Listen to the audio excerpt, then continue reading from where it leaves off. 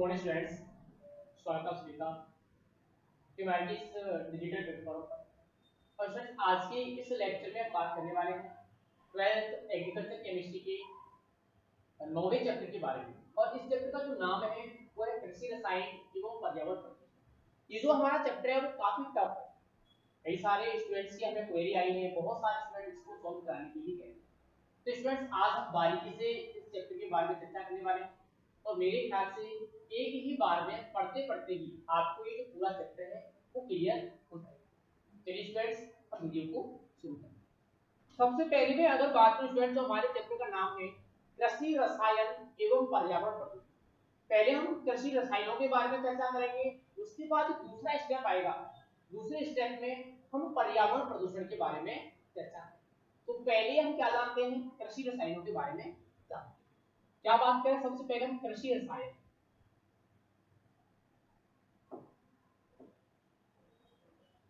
कृषि रसायन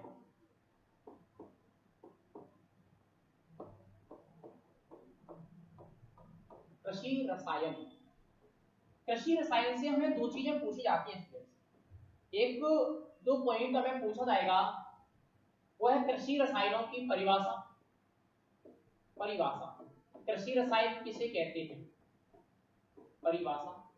और दूसरा जो हमें पॉइंट पूछा जाएगा वो पूछा जाएगा कृषि रसायनों के प्रकार। दो पॉइंट हमें यहाँ से पूछे जा सकते हैं। पहला पॉइंट पूछेगा कृषि रसायन किसे कहते हैं, कृषि रसायनों की परिभाषा। दूसरा पॉइंट पूछा जाएगा कृषि रसायन कितने प्रकार के होते हैं, कृषि रसायनों के नाम लिखिए। तो हम सबसे पहले पॉइंट पर चर्चा करते हैं, कृषि रसायन की परिभाषा। कृषि रसायन क्या है, जैसा कि नाम से ही स्पष्ट है, कृषि का मतलब क्या हुआ, फसल उत्पादन। कृषि का मतलब क्या हुआ, फसल उत्पादन। कृषि का मतलब क्या है, फसल उत्पादन। रसायन का मतलब क्या है, रासायनिक पदार्थ। रसायन का मतलब क्या हुआ, रासायनिक पदार्थ। बिल्कुल भी रटने की कोशिश मत करना, सारी चीजें बहुत सिंपल है। अब कृषि रसायन क्या है, फसल उत्पादन में उपयोग किए गए रासायनिक पदार्थ क्या कहलाते हैं, कृषि रसायन कहलाते हैं। फसल उत्पादन में उपयोग किए गए रासायनिक पदार्थ कृषि रसायन कहलाते हैं। या मैं क्या कह सकता हूं कि जिन रासायनिक पदार्थों का उपयोग फसल उत्पादन में किया जाता है उनको कृषि रसायन कहते हैं। अब दूसरा पॉइंट क्या है, प्रकार, कृषि रसायनों के प्रकार। तो अगर हम कृषि रसायनों के प्रकार की बात करें स्टूडेंट्स, के कई प्रकार के होते हैं। जैसे सबसे पहले अगर मैं बात करूं तो पादप प्रतिनियामक, एक तो क्या रासायनिक उर्वरक। रासायनिक उर्वरक पहले कौन से हो गए, रासायनिक उर्वरक। उसके बाद दूसरे आते हैं हमारे पादप वृद्धि नियामक। पादप वृद्धि नियामक। दूसरे आते हैं हमारे कीट वृद्धि नियामक। कीट वृद्धि नियामक,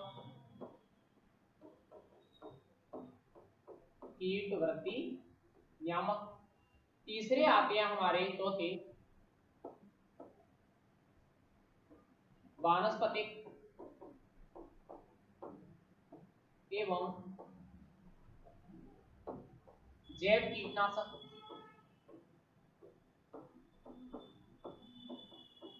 वानस्पतिक एवं जैव कीटनाशक।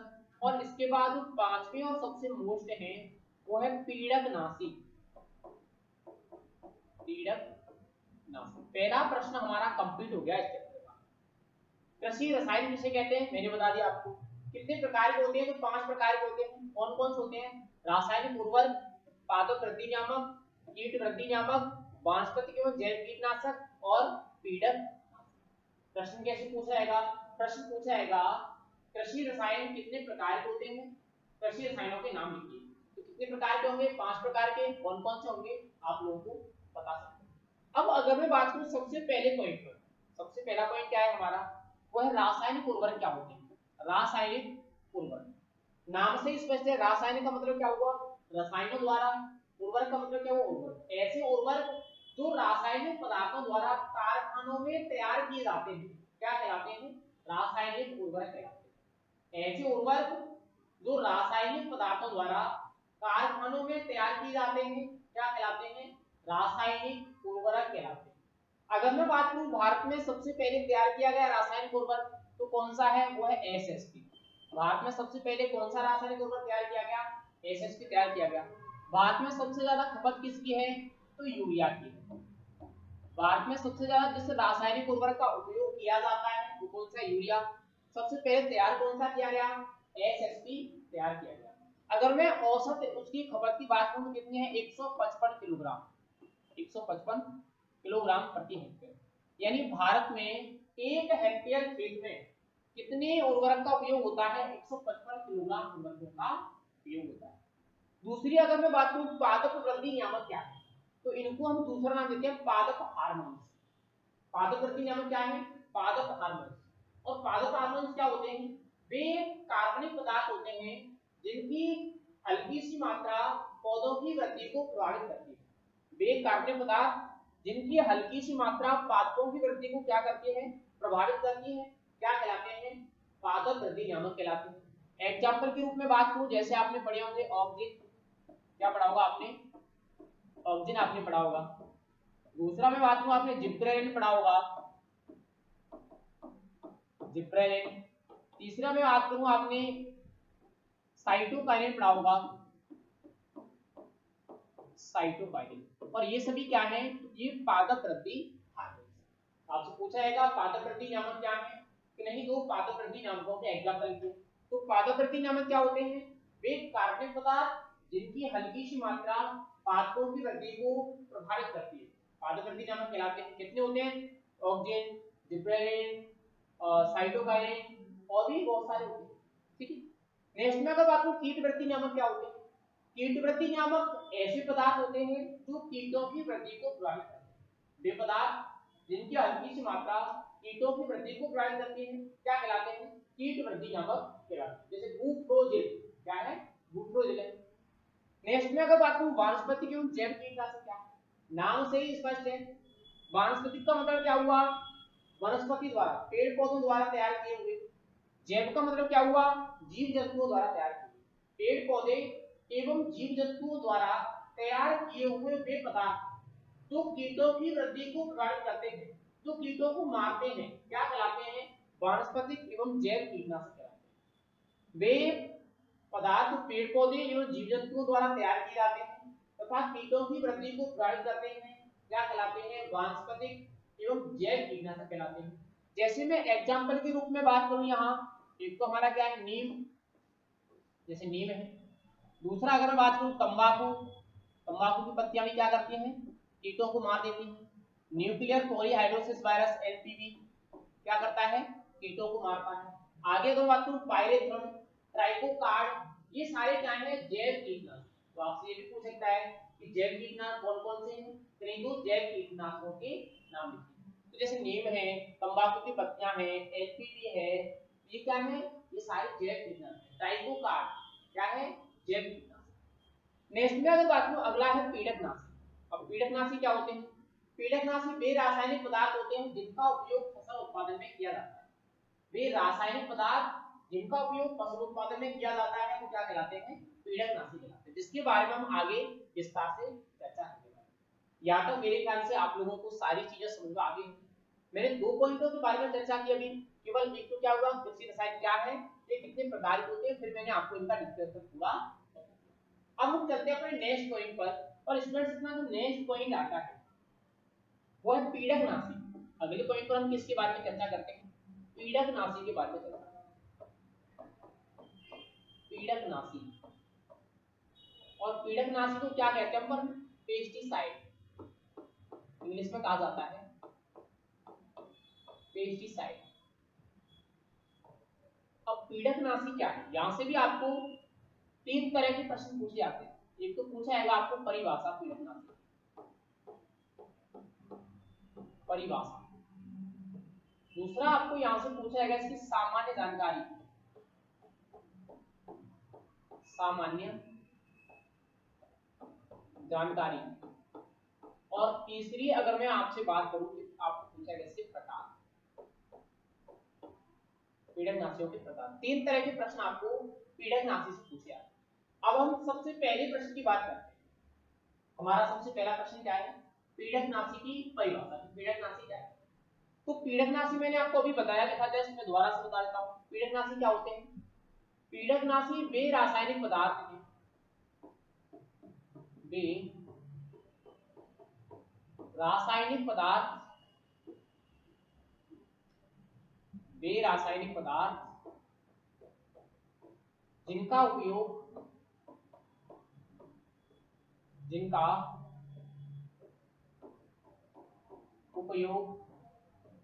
फसलों को, जिनका उपयोग फसलों को रोग, कीट एवं खरपतवार से बचाने हेतु किया जाता है।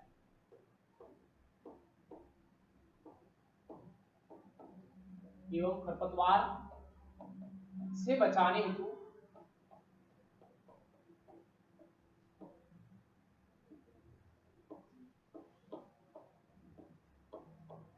किया जाता है।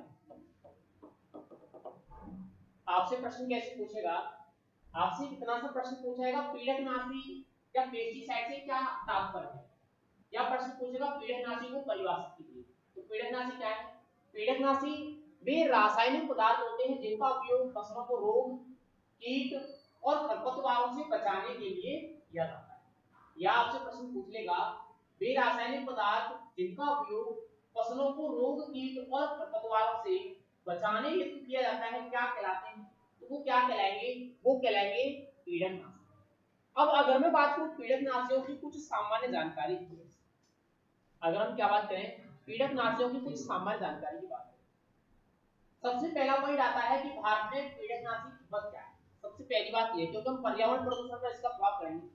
अगर मैं इसकी खपत की बात करूं, भारत में जो पीड़कनाशियों की खपत है वो है 0.6 किलोग्राम प्रति हेक्टेयर। भारत में पीड़कनाशी की खपत कितनी है? 0.6 किलोग्राम प्रति हेक्टेयर। लेकिन अगर मैं बात करूं विश्व में सबसे ज्यादा कहां है, भारत में तो ये इतनी हो गई, लेकिन विश्व की अगर मैं बात करूं तो सर्वाधिक जो पीड़कनाशी खपत है वो कहां पर है? वो है ताइवान में। अगर मैं ताइवान की पीड़कनाशी खपत की बात करूं तो वो है 17 किलोग्राम प्रति हेक्टेयर।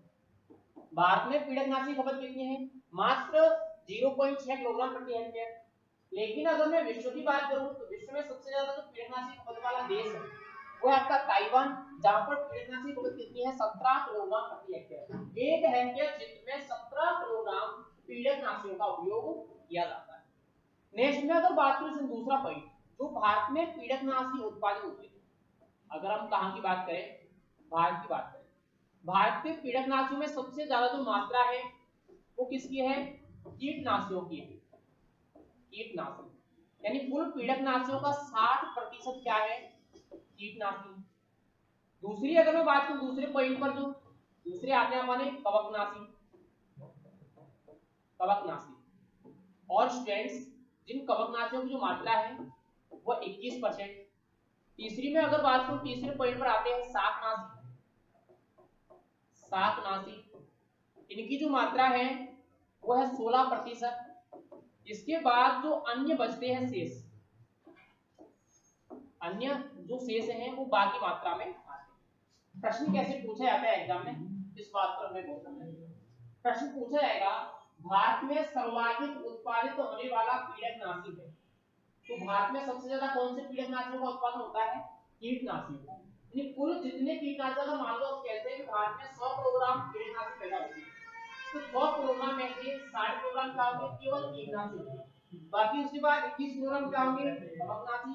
और उसके बाद 16 किलोग्राम क्या होंगे? शाकनाशी। नेक्स्ट में अगर और भी बात करें यहाँ पर, तो कुछ प्रश्न और आपको पूछे जाते हैं। जैसे बात करें ऐसी कौन सी फसल है जिसमें सबसे ज्यादा पीड़कनाशियों का यूज होता है, तो अगर हम फसल की बात करें, धान और कपास, धान और उसके बाद अगर हम बात करें कपास, ऐसी फसलें हैं जिनमें सबसे ज्यादा पीड़कनाशियों का उपयोग किया जाता है। धान और कपास ऐसी फसलें हैं जिनमें सबसे ज्यादा पीड़कनाशियों का उपयोग होता है। ये हमारी होगी कुछ सामान्य जानकारी, जहां से मैं बेसिक 1 नंबर का कोई प्रश्न पूछ लेगा। वो प्रश्न पूछ लेगा भारत में औसत पीड़कनाशी खपत कितनी है, तो 0.6 किलोग्राम प्रति हेक्टेयर। वो पूछ लेगा विश्व में सर्वाधिक पीड़कनाशी खपत कहां पर है, तो ताइवान में 17 किलोग्राम प्रति हेक्टेयर। वो पूछ लेगा भारत में सर्वाधिक उत्पादित होने वाले पीड़कनाशी कौन से हैं, वो कीटनाशक कितने, 60%। अब अगर मैं बात करूं पीड़कनाशियों के प्रकार की, पीड़कनाशी कितने प्रकार के होते हैं, तो मैं आप लोगों को बता दूं। सबसे पहले जो पीड़कनाशी आते हैं उनको हम नाम देते हैं कीटनाशी। कीटनाशी, और कीटनाशी क्या करते हैं, कीटों को मारने का कार्य करते हैं। कीटनाशियों का जनरली जो वर्क होगा वो क्या होगा, कीटों को मारना, नाम से स्पष्ट है। दूसरी इसके बाद अगर मैं बात करूं तो एक आता है कवकनाशी।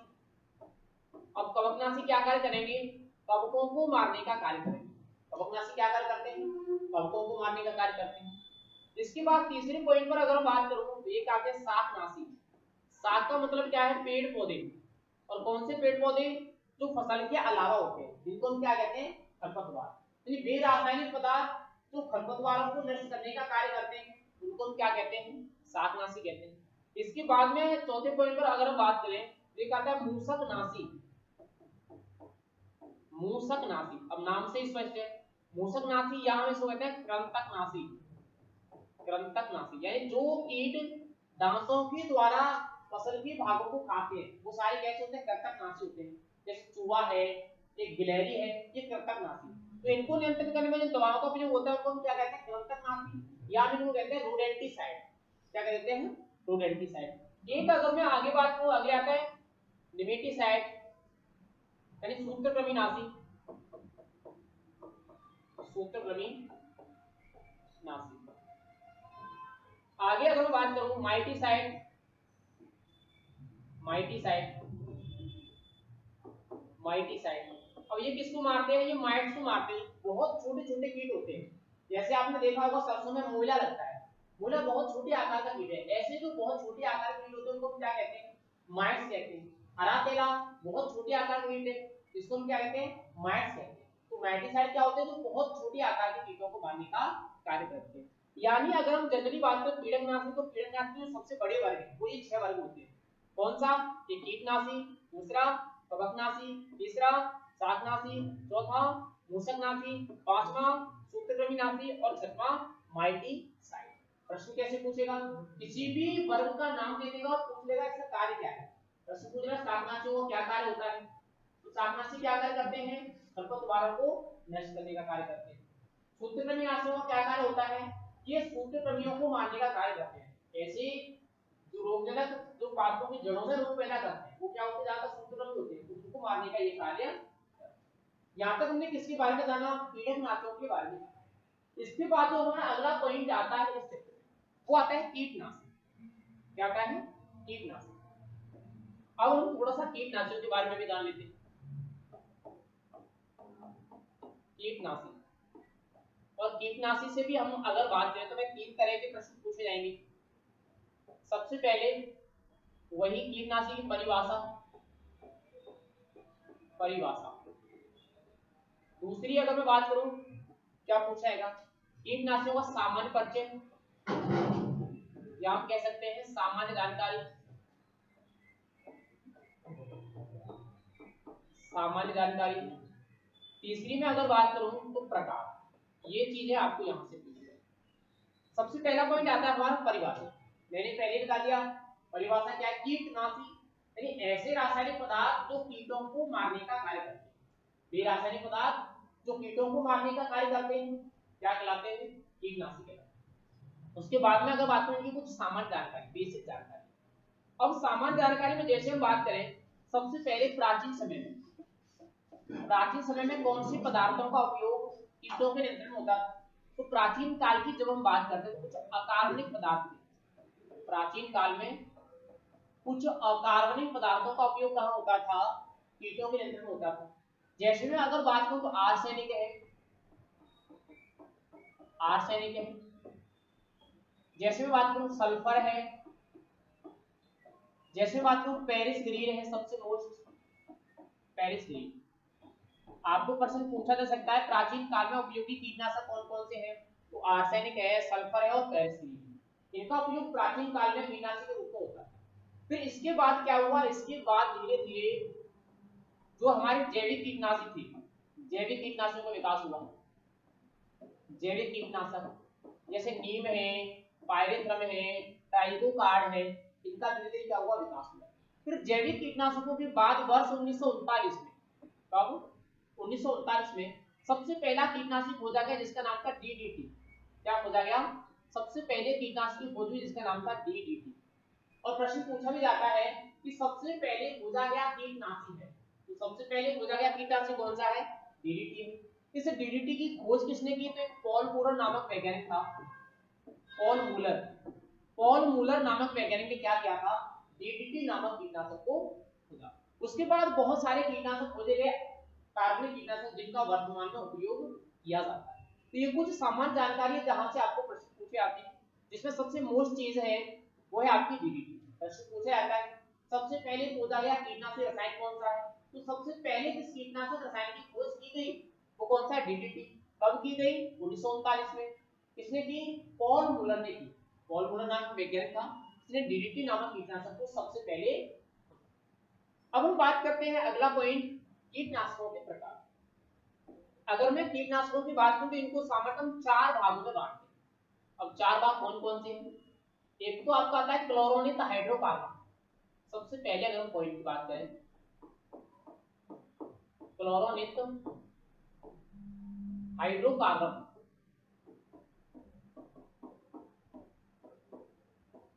क्लोरोनित हाइड्रोकार्बन।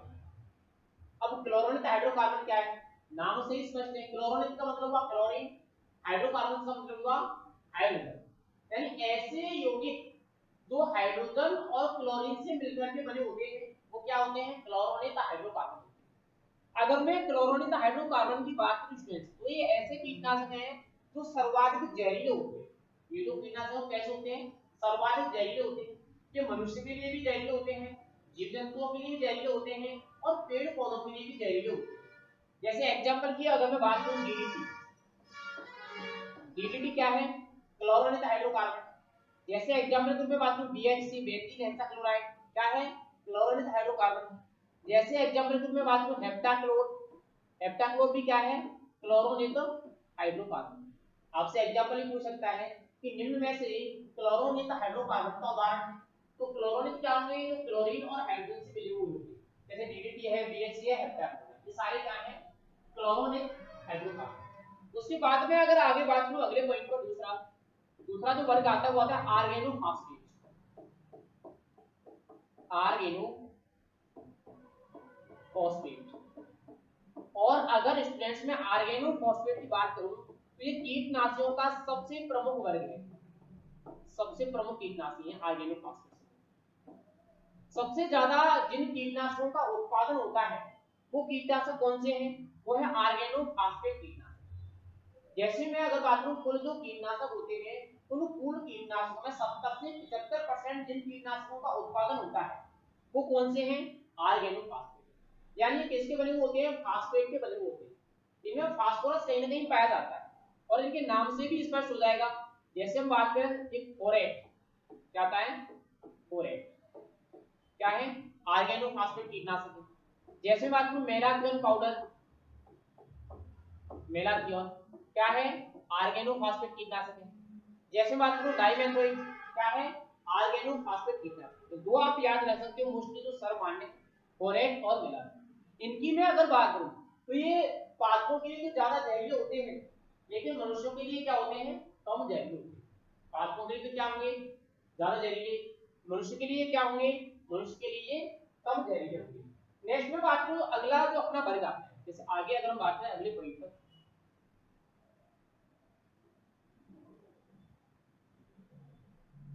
एक अपने आते संश्लेषित कीटनाशक, तीसरा संश्लेषित कीटनाशक जिनको हम कहते हैं सिस्टेमैटिक कीटनाशक, सिस्टेमैटिक इंसेक्टिसाइड। अब संश्लेषित क्या है, ये ऐसे कीटनाशक होते हैं जो मनुष्य के लिए भी कम हानिकारक होते हैं और पादपों के लिए भी कम हानिकारक होते हैं। लेकिन इनका जो प्रभाव होता है वो कैसा होता है, त्वरित होता है, जो तुरंत अपना प्रभाव छोड़ते हैं। और एक में इनकी खासियत बता दूं, ये जितने भी कीटनाशक हैं उनके पीछे क्या होता है, थ्रिल लगा हुआ होता है। जैसे पायरेथ्रिन, साइपरमेथ्रिन है, परमेथ्रिन है, ये सारे कैसे होते हैं, इनके पीछे थ्रिल लगा हुआ होता है। जैसे मैं अगर बात करूं पायरेथ्रिन, पायरेथ्रिन हो गया। दूसरी में अगर बात करूं साइपरमेथ्रिन हो गया, साइपरमेथ्रिन। तीसरी में अगर बात करूं कौन सा हो गया, परमेथ्रिन हो गया। पायरेथ्रिन, साइपरमेथ्रिन और परमेथ्रिन। ये कीटनाशक कैसे हो गए, ये आपको के संश्लेषित कीटनाशक, जिनको हम क्या कहते हैं, सिस्टेमेटिक इंसेक्टिसाइड। और पूछा भी जाता है कि निम्न में से सिस्टेमेटिक इंसेक्टिसाइड कौन सा है, तो फिर आपको वहां पर एग्जांपल बता दें। नेक्स्ट अगर हम बात करें प्योर क्लोरीन यौगिक, तो क्या आते हैं, क्लोरीन यौगिक। ये तो क्लोरीन और हाइड्रोजन यौगिक हो गया, ये पूरे क्या आते हैं, क्लोरीन यौगिक। अब क्लोरीन यौगिक कौन से हैं, जैसे एल्डी कार्ब है, क्या है, एल्डी कार्ब। जैसे कार्बोफ्यूरॉन है, कार्बोफ्यूरॉन, ये क्या है, प्रॉपर क्लोरीन यौगिक है। ये चार प्रकार के जो है हमारे क्या होते हैं, कीटनाशक होते हैं, जिनके बारे में हमें एग्जाम में प्रश्न पूछा है। किसी का भी एग्जांपल में पूछा जा सकता है, किसी की भी परिभाषा में पूछी जा सकती है। जैसे पूछेगा ऑर्गेनोफॉस्फेट कीटनाशक क्या है, तो ऑर्गेनोफॉस्फेट क्या है, कीटनाशक सबसे प्रमुख वर्ग है, जो मनुष्यों के लिए कम हानिकारक होते हैं और पेड़ पौधों के लिए क्या होते हैं, कीटों के लिए क्या होते हैं, ज्यादा हानिकारक। जैसे एग्जांपल के रूप में फ्लोराइड और मेलान। इस तरीके से जो है आपको यहाँ से प्रश्न पूछा। आज की क्लास में हमने वो चीजें कंप्लीट कर ली जो हमारा बेसिक था, कृषि रसायन एवं पर्यावरण प्रदूषण। दो पॉइंट आ गए इसमें, एक तो कृषि रसायन और दूसरा पर्यावरण प्रदूषण। कृषि रसायन हमने कंप्लीट कर लिए, पर्यावरण प्रदूषण के बारे में हम अगली क्लास में चर्चा करेंगे। इसमें आज के लिए काफी है, बाकी नेक्स्ट मिलेंगे अगली क्लास। Thank you.